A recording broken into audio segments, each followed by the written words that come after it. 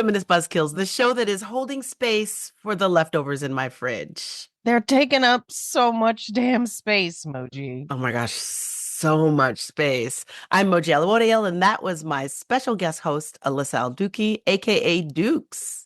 What's up, Buzzkills? Today, I'm so glad to be here because we are digging into the Trump cabinet picks, and what these pernicious purveyors of the patriarchy could do to abortion in 2025.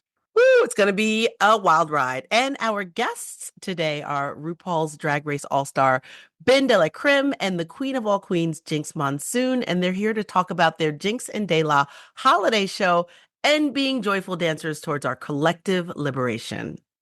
Okay, what's not to love? There's so much coming up. But first, I don't know about you, but I'm still recovering from the holiday. How was it for you, Moj? I was cool. It was nice to have a big, long, hefty break, but I fully lost track of time. Like, there was a Yeah. day, I think it was Friday or Saturday, and I was like, is it Monday? And it was like Saturday. It was wild. But that's a good problem to have, right? Yeah, I do feel like even this next 2 week stretch, every day is like Tuesday for some reason, and I don't understand how we've gotten through this entire week. I do have a lot of leftovers. I'm sick of eating them. Made some fresh dinner last night, made inspired by Moji and TikTok, Turkish pasta. I made it earlier this week, and I would give it a solid from 1 to 5, like 4. And it could be me. I'm not saying the Turkish pasta is not a 5. I'm saying maybe my interpretation was fun and different, but didn't blow my mind. 4 out of 5 is pretty high. I just feel like it was all the things I was saying. Their minds were blown. Yeah, I wouldn't qualify it as a mind-blowing dish. I would qualify it as a real easy dish to make when you have 4 ingredients in the fridge. Yes. The garlic yogurt was a game changer for me, and I've already tried it on other things, and I will be doing that more in my life. I'm very happy for you. Anytime people incorporate more garlic and yogurt into their life, an Arab gets their wings. That's absolutely. That is 100% the truth. There was a lot of action on the abortion front in news this week. Should we do it to emoji?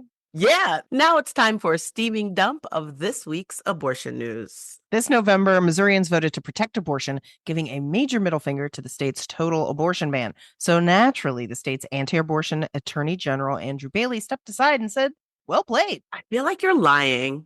You are correct. The Missouri AG actually said he's going to enforce every single extreme abortion restriction he can get his grubby little hands on. Because nothing says letting the states decide like letting the states decide and then saying nuh-uh. Idaho is also doubling down on being the bad place. Their abortion trafficking law was just held up in court this week.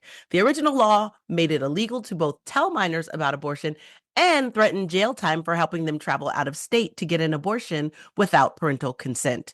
Judges struck down the part that said you can't speak about abortion because free speech.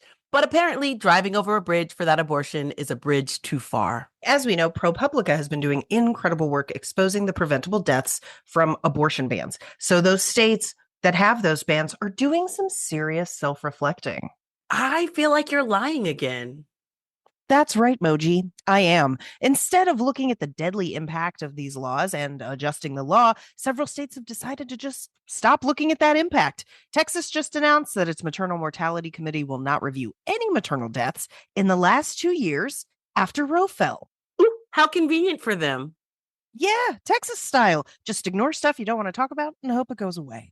Next time I go to group therapy, I'll just be saying that we will not be reviewing the years 2016 to 2018. Good call. This has been your steaming news dump. Now let's get to our big, juicy topic of the week. It is juicy, but also disgusting. Here on the Feminist Buzzkills pod, we call it like it is, especially when it comes to threats on our bodily autonomy. So we knew we absolutely needed to drag Trump's rumored cabinet picks for filth, and for good measure, we threw in some of his other dubious appointments that will make you wonder if he picked these people out of his wedgie hole. Oh, he absolutely picked these people out of his wedgie hole. That's obvious. Yeah, it's not a mystery at all. I'm pretty excited for this first one here. First, let's dig in to his proposed Secretary of Defense, Pete Hegseth. Ooh la la. Big yikes. If you don't know who Pete Hegseth is, what rock do you live under and how much is the rent? Because I wish I knew less. I wish I knew less about everything. What a fucking crumb bum, as we say here in South Philly. He's a Fox News personality, spent the last decade pushing like extremist views for national security and, of course, like all of our rights. He's an Iraq and Afghanistan war veteran, which means he's personally made my life a living hell as a person who lived through a couple Gulf Wars. So I'm going to take that one. It's funny because one of the things he wants to rail against are these anti-woke policies in the military. And I'm like, and what does anti-woke mean, first of all? What does it mean? Asleep? Also, like, I'm sorry, but no one thinks of the military and be like, oh yeah, that's a place where everyone is really just bristling with like diversity and multiculturalism and inclusivity. And safety for people. Like, basically, he's against anything resembling diversity, equity, fairness for anyone who is not, I don't know, a white man about his age and wealth level. So this guy doesn't like woke stuff, but he wants a bunch of guys to play communism together in the military because he doesn't want women in the military. Oh, also, no. It's just white guys of a certain age. That's all he wants in the military. Like, that's pretty clear from his white nationalist tattoos, etc. Also, of course, we're talking about him because he's super anti-abortion. And of course, abortions in the military have been a hot topic this year. Tommy Tuberville, who's going to come up later. Yes, he will. He just he's not an appointment. He's just got a little side note. I like that you're foreshadowing. I don't want a Tommy Tuberville jump scare. Fair.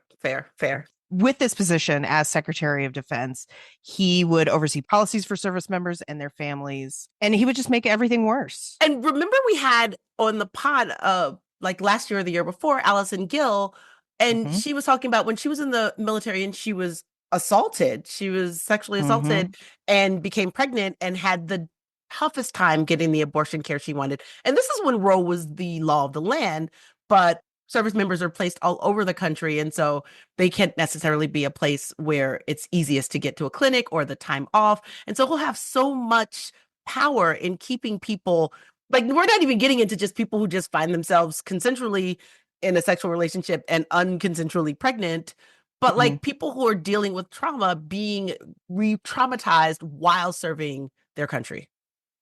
Yeah. And we have a little preview of how Hegseth's going to be in this position because he was CEO of Concerned Veterans for America, which does very little to advocate for veterans and more just makes money to privatize the VA. So I don't think that's going to be very good for anybody. But most fun of all, Pete Hegseth is weird. I really thought you were going to get into facts, and I really think that is the most important fact. He's very weird. He's so fucking weird. And also, he's not even a good manager of these billionaire-funded vanity 501c3s, right? He wasn't even, like, I think he got removed because of some embezzlement and also mismanaging of funds. Like, and that's beyond also the, like, way that he was assaulting and making female staffers and people around the community feel uncomfortable or just be actually attacked. Not great for leading the military. I also forgot that he admitted he hadn't washed his hands for 10 years. He said germs are not real because I can't see them. Dooks, if I wasn't washing my hands, you couldn't drag that information out of me. You couldn't waterboard that information out of me. Moji, I only work with you remotely, and I would still not work with you. Yes, and that is the correct response. And Dukes, that is the correct response to finding out an adult human being doesn't wash their hands regularly and hasn't done it for a decade? A decade? My child's life? And as a politician, your job is professional handshaker. This might work to our favor. They may all go out with something totally preventable passed by a handshake with Pete Hegseth. Oh my goodness. Last note I wanted to make sure that we touched on is that a note surfaced from Pete Hegseth's mother in 2018, essentially saying that he was unfit, he treated women terribly, he was a terrible person, and he needs to get some help and get his life together. Now, in full disclosure, his mother has since disavowed this letter and said she wrote it in a fit of anger. But how angry do you have to be for your mother to send you that letter in a way that other people got a hand of it? Yeah, she's just a letter writing fool, though. That Penelope Hegseth, she loves a letter. First, she writes a letter to him saying you're a piece of shit, and now the letter that she recently wrote is so funny because it's like a foil to the first letter. It's two female senators. And she's like, guys, he's a safe guy to be around. I promise.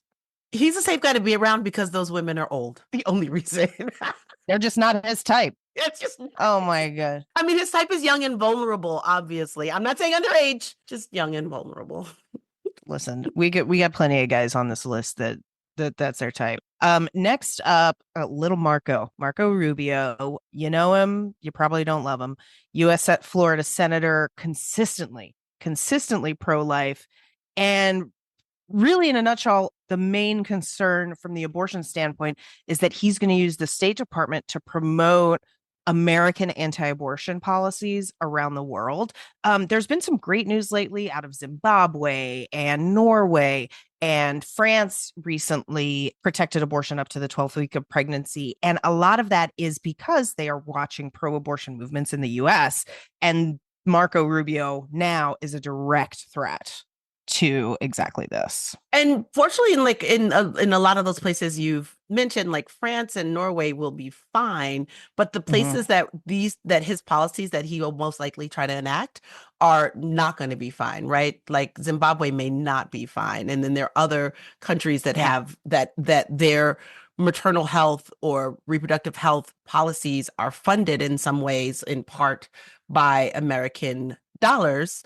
And if he puts restrictions around these dollars, and this has happened historically in Republican administrations, then what's the word I'm looking for? People will die. Yeah, that old chestnut. Yeah, and he's been supporting the global gag rule.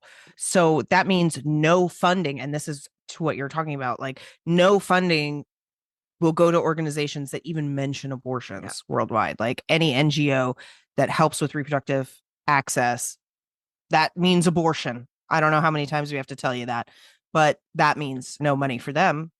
And even if they themselves don't provide abortions, even if what they're providing is birth control or even information, if that information includes abortion, then they lose the funding. Yeah, so he's a really scary pick. And he's going to have a lot of power and a lot of space to really push in these like terrible policies. And we know he's got no spine because he's also one of the many who openly have criticized Trump and now are like, oh my God, this is my guy. Let's go to work together. And also Trump has no spine because all you got to do is kiss the ring, apparently.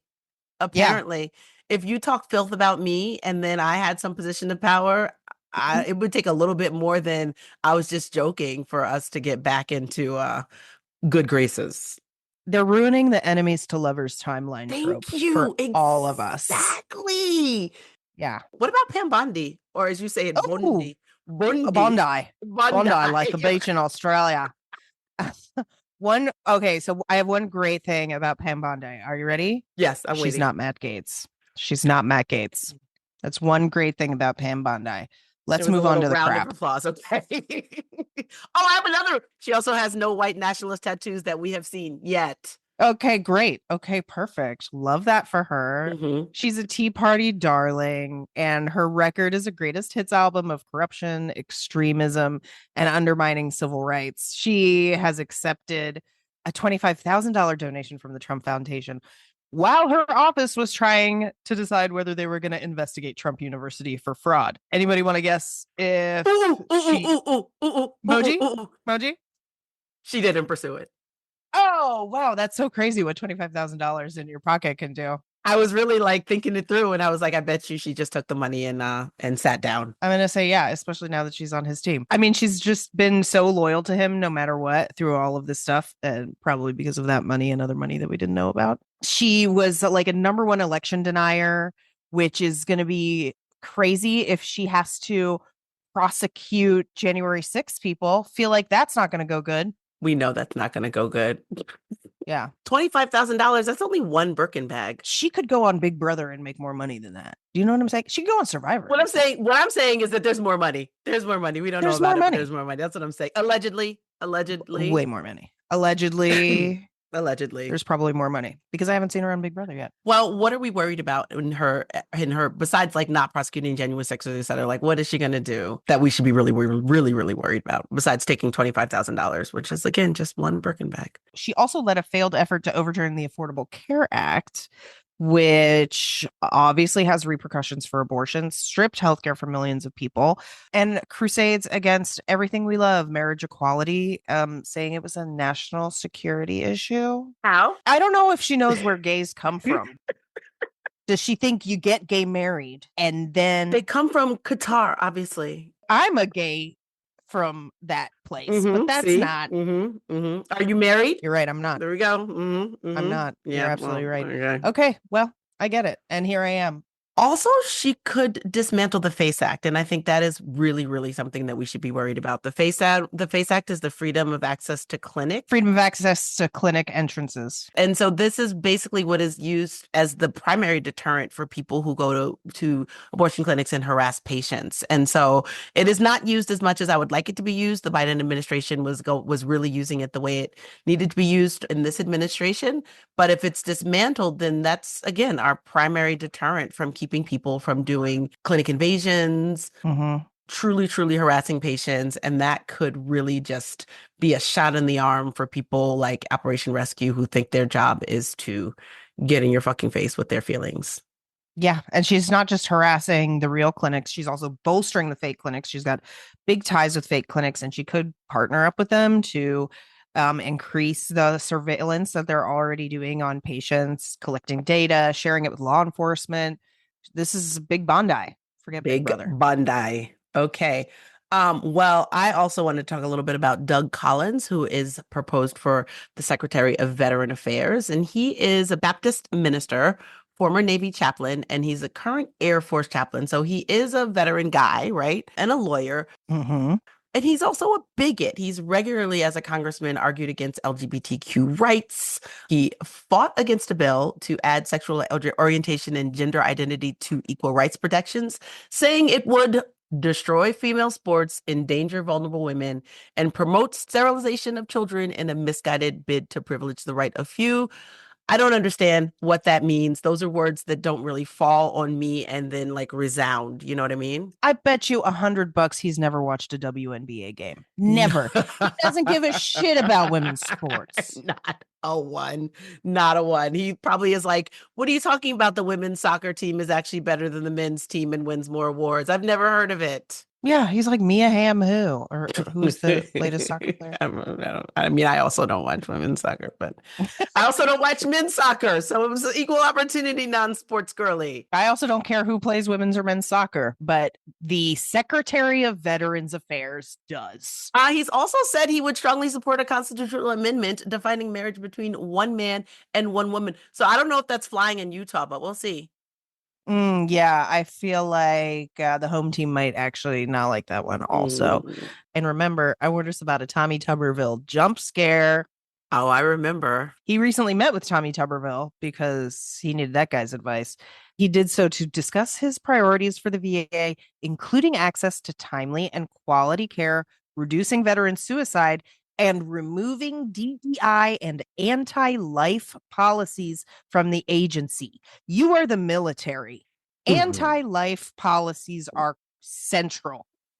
That's literally their whole purpose. Anti-life policies. Let's go somewhere and bomb all the people is literally what they do. But here's how he feels about abortion. So this is terrifying. He said some terrible things after RGB's death. I don't even want to repeat him, but he tweeted some terrible stuff, and we just know he's not going to be great. There's also Stephen Miller, and if you don't know about Stephen Miller, I would also love to hear about that rock and the rent because I want to be there. So the role he's going to have is called Deputy Chief of Policy. Made up thing. It's not a cabinet position, and it doesn't need Senate confirmation. He was chief architect of the travel ban, and I remember 2016 kicking off with everyone protesting that. And he also was an architect of the family separation policy that cruelly separated migrant children from their parents. And a lot of these families, years later, a whole other administration later, have not been reunited.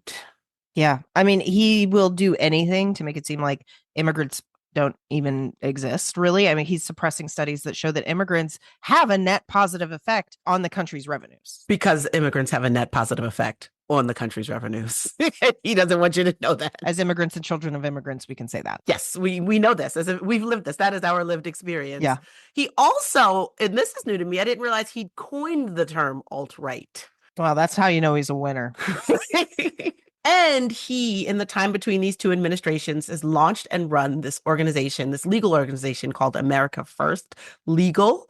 And they basically were just an alt-right version of the ACLU, and they just launched a barrage of media, of legal attacks against what they called woke companies, woke policies, and woke people. And by that, I mean Target, Liz Cheney, Departments of Education, DEI, anything. They were key in making sure that immigrant spouses could not come here with their American spouses. And a lot of like trying to get voter information of people who had not certified their citizenship in a way that he found was adequate. So, and that's just a little bit, like they've been busy. It's actually wild, the crazy stuff that's been percolating in his background. It's insane. Also, and these I think are the two of the wilder ones. I'm pretty excited for this last. Charles Kushner has been nominated as ambassador to France. And that may sound familiar to you because Jared Kushner is the son-in-law to Trump, and Charles Kushner is his dad. And what I did not remember was that he was pardoned by Trump at the end of his first term after he'd served 16 months of a 2-year sentence in federal prison. He was convicted of preparing false tax returns, retaliating against a cooperating witness, and making false statements to the Federal Election Commission in 2005. And what he had done beyond like the false statements, right, and the returns, he paid a prostitute to seduce his brother-in-law and then videotaped their sexual encounter and then sent it to his sister to intimidate her because she was a witness in his federal investigation. Does that? This feels like Greek mythology. Do you know what I'm saying? Like, yes. And now he gets to vacation in France as a career. As a career. I could not imagine paying someone to videotape my sibling's partner and then sending them the tape. That's just, I don't even understand. I don't even hate him that much to do that to him. Thank you. That's exactly right. Yeah. And then finally, for the position of director of FBI, Trump has really outdone himself this time, I think. He has nominated Kash Patel, a name that did not ring enough bells for me when it came out a few weeks ago. And now you'll never forget. I will never forget. So Kash Patel is what I would like to call brown wrong. Don't support brown wrongs. So he's being nominated as director of the FBI, which is, again, a position of extreme power. And he's called basically to root out government employees who are not loyal enough to Trump. What does that mean? He wrote a book called Government Gangsters that was published in 2023. And it names 60 people who worked or work in the government. And he calls them the members of the deep state. But when you look at the list, some of the people work there for like 2 months. And some of the people have worked there for decades, but you know what they have in common? At some point, they did not put Trump first. Trump loved this book, right? I'm assuming he thought it was like the best thing he's ever seen. A brilliant roadmap highlighting every corrupt actor. This isn't his only writing opportunity, too. He also wrote a trilogy of children's books, the first of which is called The Plot Against the King. Who's the king? Question. I hope it's not Trump. It's definitely Trump. It's absolutely Trump. No. It's absolutely Trump. And then he wrote 2 others about Hillary Queenton. It's like her drag name. No. Hillary Queenton and Sleepy Joe. And also, I mean, which is also wild, like making propaganda children's books is bonkers. I mean, could you just imagine getting that on Christmas morning and you're like, wow, thanks. Like, and then the garbage that it ends up in as you're on your way home. Hopefully those kids don't read them. He also sells anti-COVID vaccine pills, which just sounds like a scam. Is that like the abortion reversal? It's exactly the same thing, but in fact, less harmful. It's called No Covidium. No, it's not. Moji, don't say that. That's not what it's called. Truly, unlike the abortion reversal pills, it's just like vitamin D green tea and turmeric extracts. Like it probably just does nothing. But the fact that this man hawks anti-vaccine pills and is making a lot of money off of them is terrifying. And he has a cash foundation which is a whistleblower defense fund, I guess, for Republicans who want to fun. come out about how the deep state is getting in the way of their bullshit. And it sounds like a vanity project, but it made $1.3 million last year. So How do bad people get so much money? we're doing it wrong. And if you'd like to balance that out, you can go to aafront.org/donate. Anyway. Yes. Oh, man. Moji, that's not even everybody. That's not even everyone. Those are just the ones who kept us up at night. These are the ones that we just felt like talking about today. It's so real. The limited It's amount so of time real. we had. I'm still up at night. And it's a reminder that we're going to have to fight like hell in 2025 and beyond. So if you can get you some Plan B and some advanced provision abortion pills, don't forget mifepristone, 3 to 5 year shelf life. Keep it in the fridge. Keep it for a friend. Keep it for yourself, keep it for people you love, and you can find the best, most up-to-the-minute resources on accessing abortion care and funding your care on our website, aafront.org. If you don't do /donate, another thing you could do is go to our Charlie Chat bot on the bottom right, and it'll walk anyone, anywhere in the country through their options and resources for abortion.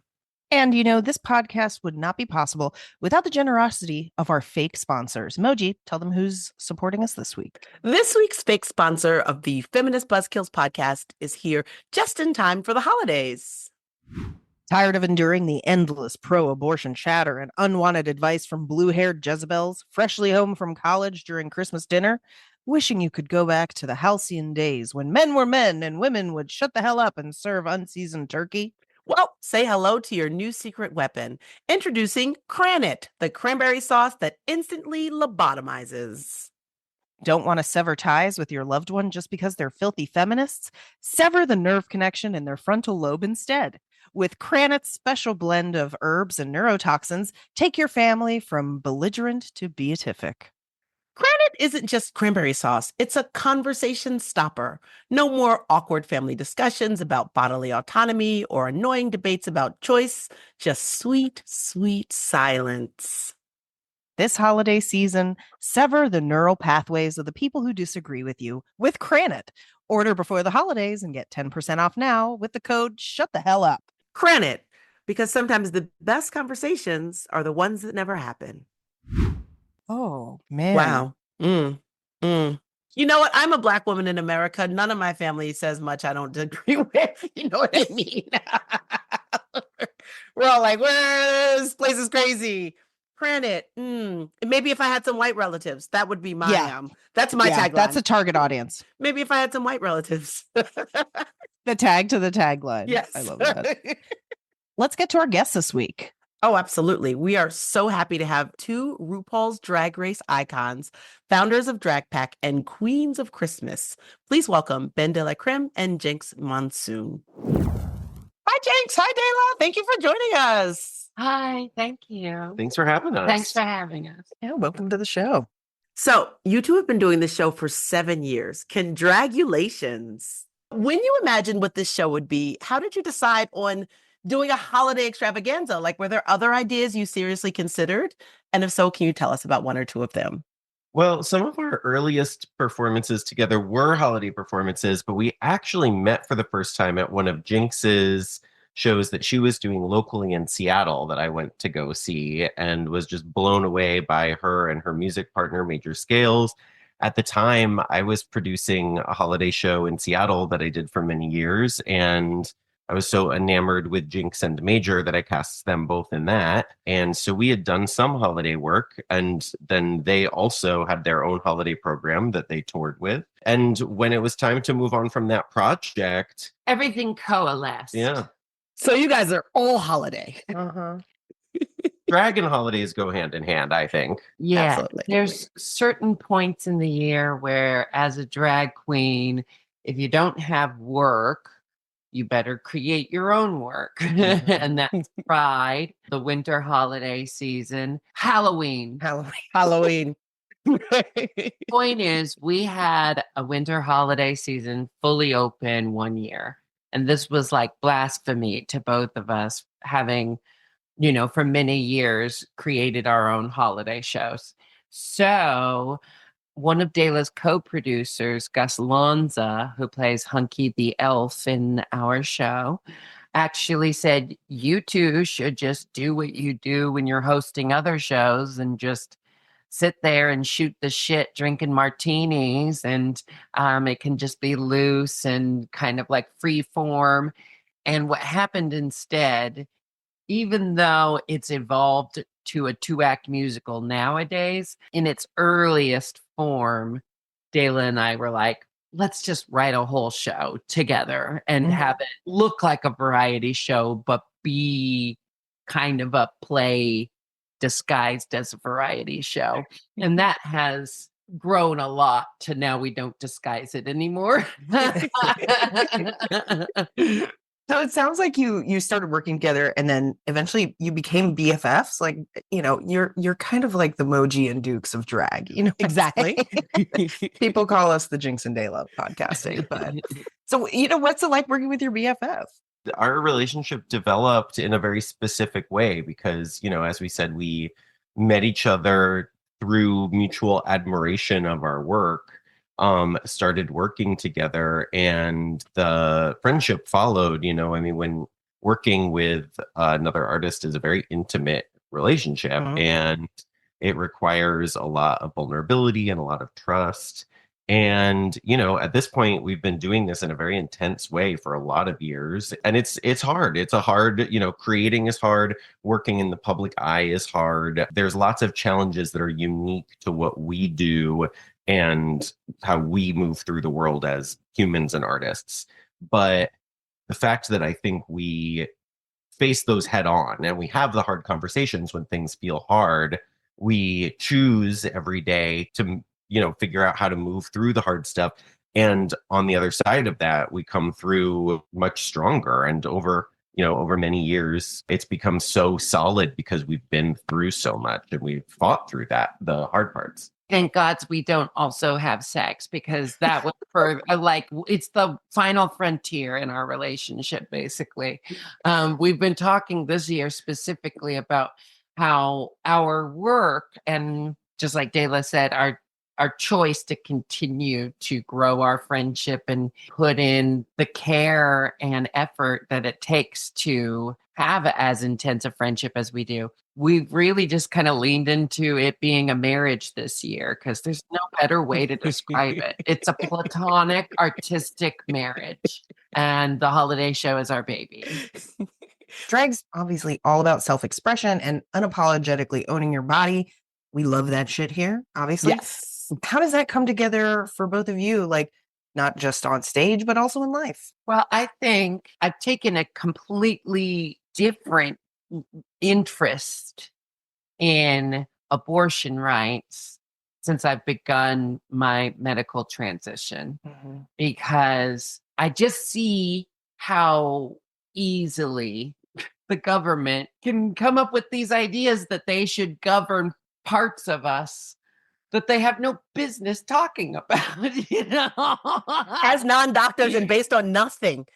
Of course, I considered myself an ally to people who had reproductive rights at stake.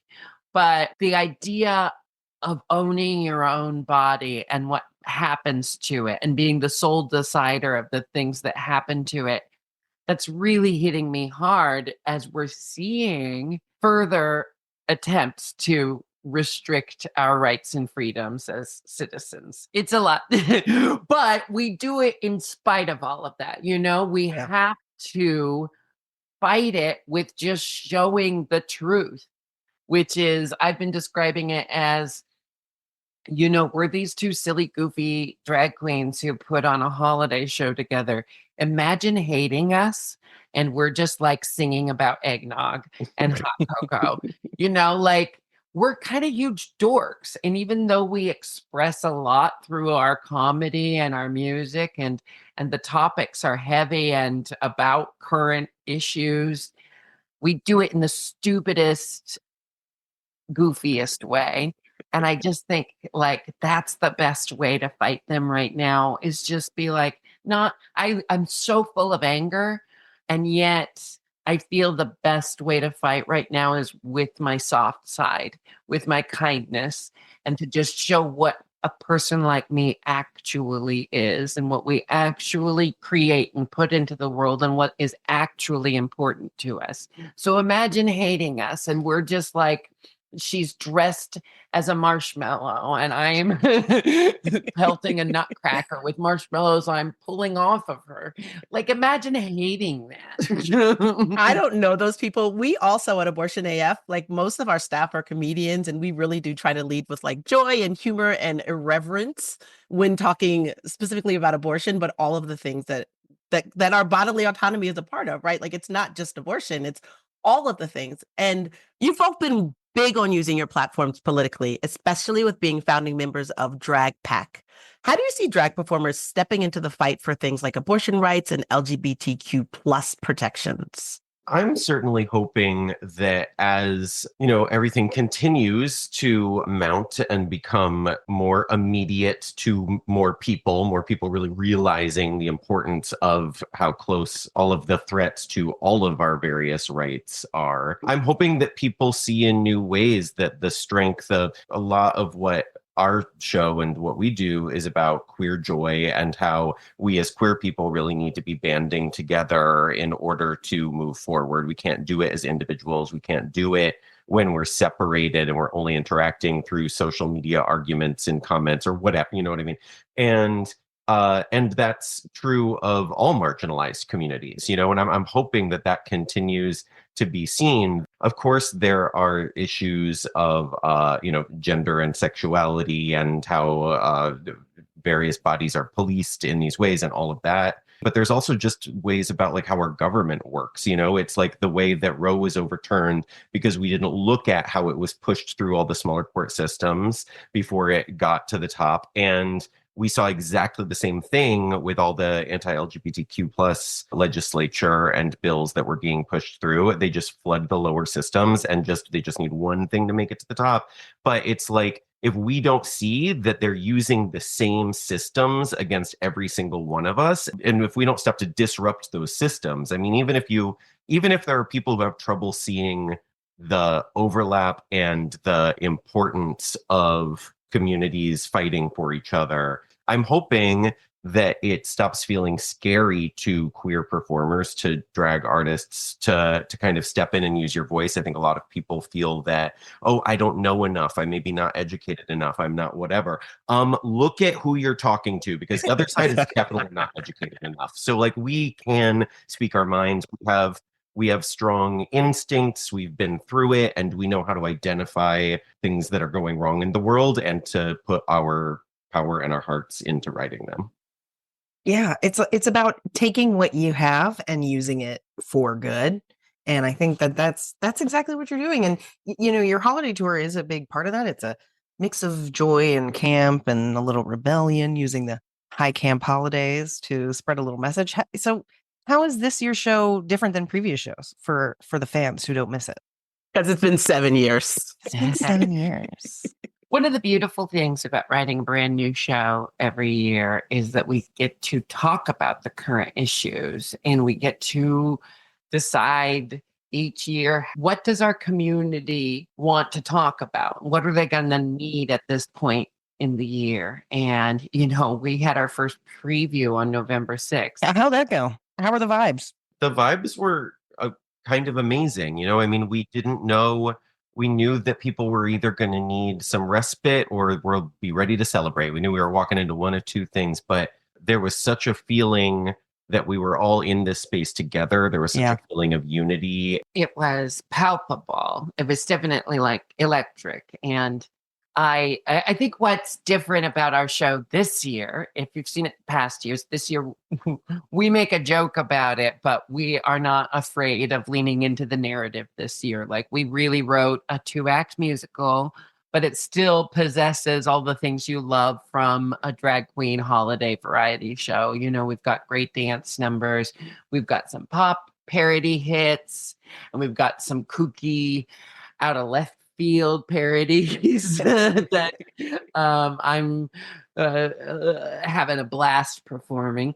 And the show's just a lot of fun, but it also deals with everything we've been talking about. And the big thing I want to add to the conversation we're having about our rights and how we use our voices, as DeLa said, we can't do this individually. And we are seeing our community be fractured a little bit. You know, we have been seeing people like the LG minus the T, or, you know, whatever the terminology or phrasing has been. We have seen people people in marginalized communities trying to imply that they're already taken care of. But here's the big thing, is that's bullshit. Obviously. But here's why it's bullshit. If you give a group of people the power to decide what is morally right and wrong, they have that power forever. This is just history repeating itself. And if you start by thinking, okay, well, they're going after these communities, I'm not part of that, so I'm just going to keep quiet, let this play out. Well, it will not be long until you're a member of a community that they want to excommunicate. It doesn't stop. When you give people this power, they don't go, okay, job done. Here's all the power back. Yeah. So if you sit around thinking, I'm going to just wait this out, you will be on the chopping block. And it's just a cowardly way to spend this time. Yes. And intersectionality tells us, like, no, all of us, most of us are in one of those categories. And if, like you said, if you wait long enough, you find yourself there being attacked, being persecuted. So we have gone deep into the heaviness now. We've also talked about the joy of your holiday show, but we also want to know, besides the show, which is, I'm so excited to see it. I'm going to see it in New York tomorrow. How do you keep bringing joy and humor to your work and to your life while staying fired up for the fight? I mean, I think part of what's amazing about being an artist and a comedian is, you know, I mean, at this point in our careers, we have very little choice but where to put our energy. It's just like the train's on the tracks and we just got to keep up, you know? So that's kind of a blessing to have, like, this is what I got to do. And it's the skill set I have and I'm going to put it in front of people. But I think the real reason that art is powerful in the way that it is because it is about giving more than it is about receiving. You know, it's about giving an experience to the audience. And I think most of us can relate to the idea that it's easier to be kind and loving and gentle and supportive to others than it is to ourselves. And so when we're writing this messaging for our community who we love and care about, it's something then we get to hear every night and we get that love reflected back. So, you know, it really is that sort of service to others becomes the thing that really uplifts you the most. And I think whether or not you do anything close to what we do, I think that is where our strength is going to lie right now. And it's about the community building that we all need to do. And it's about being of service as a way to uplift oneself through uplifting someone else. When you're self-focused, it is just too exhausting. You're going to get worn down. It's exhausting. You're going to get burned out, and that's what they want. You got to take a break and like hold it for someone else, and then they'll hold it for you. And that's what intersectionality is about too. We get to give each other little breaks. We get to say, hey, I'll keep this going for you. Take a breath. Great. Now I need some help. Can I have that help? You know? And one of those breaks can be a gag-worthy holiday show. Exactly. Might I suggest? Be a bunch of songs about candy cane and dick jokes. Yay. Yeah, no, it's a lot of fun getting to get my rage out on stage through candy canes and dick jokes. One thing that helps me get through the toughest moments right now, this is my mantra: fascists are idiots. And the fascists we're dealing with right now are not even original idiots. They're literally just copying Hitler's playbook. So I want to remind marginalized communities that what's going to make them the most pissed off is expressing this joy, is finding each other and unifying in this moment, in spite of them trying to make it hard for us. You know, I've been saying it to our audiences after shows and our Q&As. There was a time when drag was illegal, when you could only do quote unquote female impersonation on vaudeville, but damn it, we did it. And we found ways, and we always find ways. But now try putting a blanket over the LGBTQ plus community. Like back then, we didn't have phones, we didn't have social media, we weren't woven into entertainment at all. We're a part of culture now. Yes. Good luck trying to remove us. Like, I mean, I will make myself as heavy as I can in the public eye for as long as I can. Just trying my best to keep this smile on my face because I know it's going to piss the shit out of them. Piss the shit out of them. Thanks. I think that's a perfect ending to this podcast. That is exactly what we need to hear in this moment, because that's absolutely right. And I fully agree. Is there anything else you want to say before we say goodbye? We're comedians. JinxDeLa.com. Obviously, we want to put all the information to get tickets, to do all the things in our show notes, because everyone should experience the joy that both of you are as much as possible, and especially right now when you're doing your show. Well, we're so excited that you'll get to come be with us tomorrow. We can't wait to perform for you. Thank you. Bye. Bye. Bye. Thanks for being on the show. You still have some time to catch these stars on their Jinkx DeLa Holiday Show tour. For show dates, go to JinxandDeLa.com. Follow them on their socials and see more from them. All of that's in the show notes.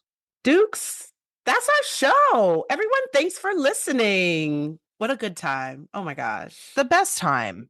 Did we make you smarter? Make you laugh today?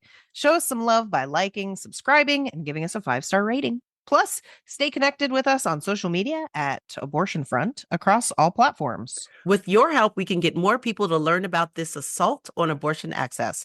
One thing you can do now is demand our legislators repeal the Comstock Act, a long-forgotten 1800s relic revived as a dangerous weapon against abortion access.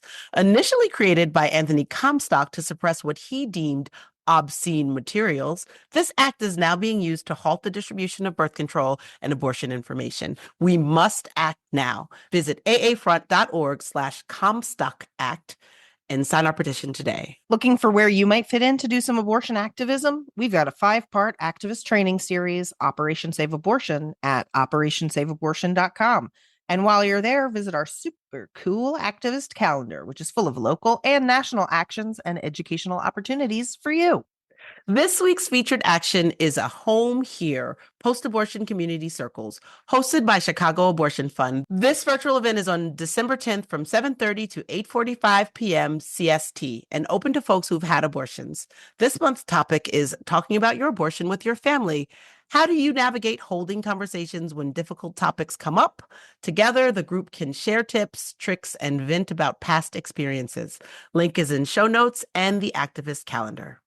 We are also excited to feature an indie clinic from our Adopt a Clinic program. Clinics come up with wish lists of what they need to provide the best care for their clients. This could be Advil, snacks, menstrual pads, or even gift cards to assist with things like travel and food. This week, we're shouting out the Tampa Bay Abortion Fund. Go show them some love. Amazon wish list is linked in our show notes. We are dark next week to prep for our extra special year-end pod where Dooks and I will be joined by Lizz and AAF writer Molly Gaby as we gab about the best, worst, and weirdest abortion news of 2024. It's a great way to end the year. Hell yeah, it is. And if you haven't already, join our Patreon. You'll support great content and get cool FBK merch and experiences. All pledges support this pod and all our activism at Abortion Access Front. Pledge at patreon.com/Feminist Buzzkills. FBK is edited by Remy DeTournay and is produced by Abortion Access Front. Finally, we leave you with Christian nationalist Doug Wilson, a man showing us his whole ass, his favorite word, and what he thinks you should be doing with your orgasms. Pay attention to that italicized adjective, fruitless. What is anal intercourse? Among other things, fruitless. What do puberty blockers bring about? Fruitlessness. What is abortion? Violent and bloody fruitlessness. What is the DINK, double income, no kids, lifestyle? Fruitless.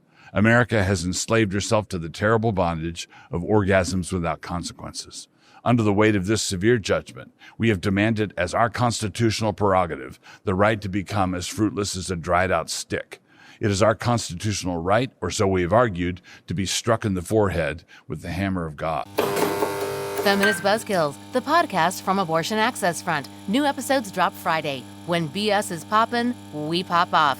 And if you want to support our podcast and all the work of Abortion Access Front, like, subscribe, and join our Patreon at patreon.com/feministbuzzkills.